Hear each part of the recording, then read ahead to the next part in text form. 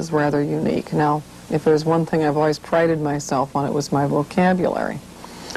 These books, things were done holistically. We didn't live on Earth. We lived on spaceship Earth in a global village on a very crowded planet. We all had to undergo this strange new transformation because we were entering a new paradigm. We had to have a new vision.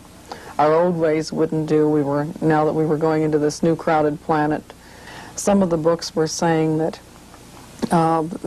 that there were truths in other religions as well that we should take a look at, that all the world's religions had the same central truths.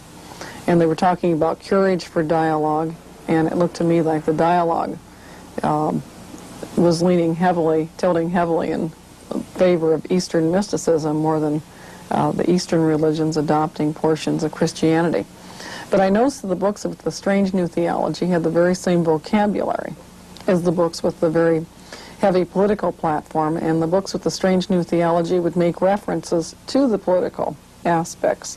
I didn't start putting it all together until I picked up a copy of The Aquarian Conspiracy by Marilyn Ferguson.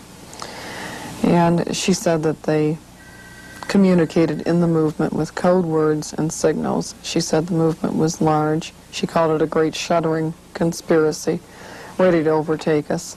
Page 37 of her book, she said in many different places at many different times, the kindling had been carefully laid for the real conflagration, the one that would forever alter the landscape.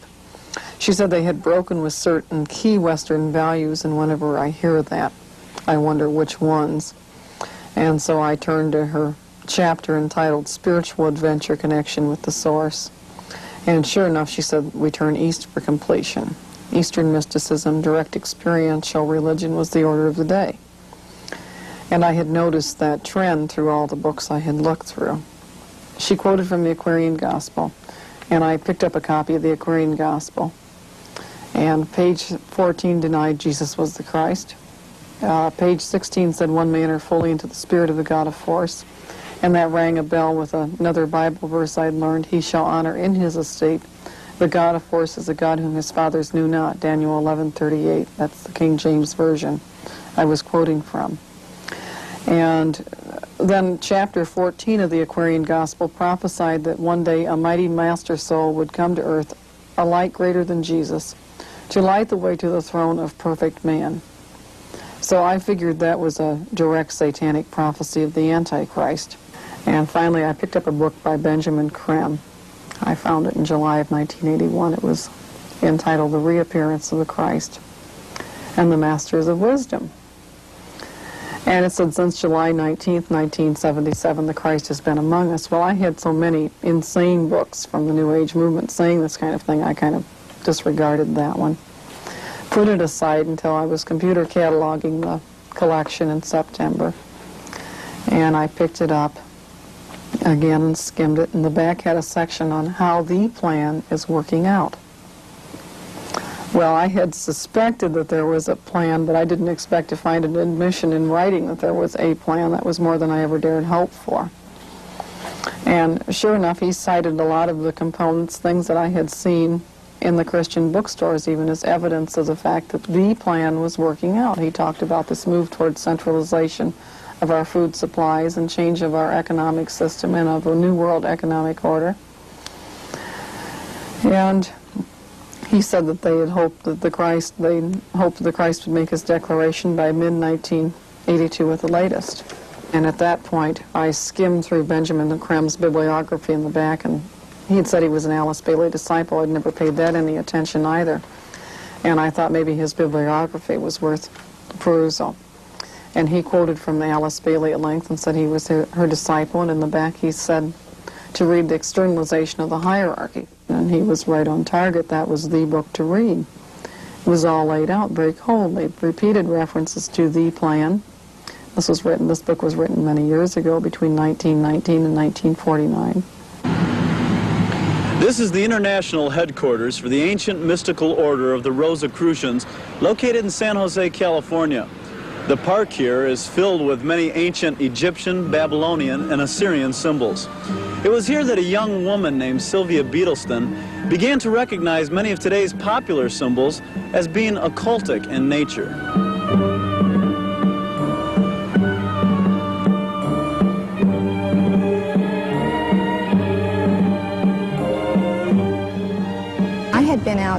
to our local area here, the Rosicrucian Park Museum, which they deal with a lot of Egyptian and Babylonian structures. And I was really quite interested in the symbolism involved in it, and had been researching through the library different symbols, meanings from Babylon, and found out that much of the symbols were the same, and they were coming up more and more, and on different logos, letterheads. It was fascinating. They were just coming out. So we noticed the connection between the literature, the symbols, the books, and still not really convinced, we decided to just see if anything really would come from it. A few months later, I was listening to the radio. I had dialed in the radio and happened to pick up a station from San Francisco, and they were broadcasting New Age Theory and New Age Broadcasting Network. And what they were saying is a lot of what they were presenting on the show was based on, again, the writings of Alice A. Bailey. And they incorporated it with the use of the Great Invocation, which they said would be a world prayer for all humanity. So I went back and looked at the booklets, and of course here was the Great Invocation, and I noticed that it was appearing on several pieces of literature. And booklets on world structure, the new religion, all of this was incorporated in these booklets. And I noticed that the booklets were published by a group called Lucis Trust and Lucis Press in New York, and also a group called World Goodwill. And in the booklets, they say that this belief or this structure to this Christ is based on the writings of Alice A. Bailey. And that's basically where my first exposure came to it. So it did seem to build. There was more groups out there using the symbols, more groups out there using the Great Invocation, and again, the writings on Alice A. Bailey. How did you become more informed on the subject? Did you start to see these philosophies creeping up everywhere? Well, one thing that kept coming up time and time again was the Great Invocation, and it was being used by many groups, some not even promoting the New Age theme, but again promoting this prayer. Well, from researching several books on Alice A. Bailey, which she has over 24 books alone that she's written, it was actually written out in 3 stanzas, and what they're presenting is only the 3rd stanzas, but there's 2 stanzas before that that talk about actually evoking the hidden one that would come forth. So that just really made me wonder more and more why the importance of this. Now the symbols kept appearing on different logos, again from different groups, different thoughts, encounter groups, and that began to really get me concerned about it. The Great Invocation itself was used just recently as far as coming out with just like what you could call your average groups. The Reader's Digest had it featured as a full-page ad in their October issue this last year. And just recently, KCBS here in San Francisco used it as their Christmas message.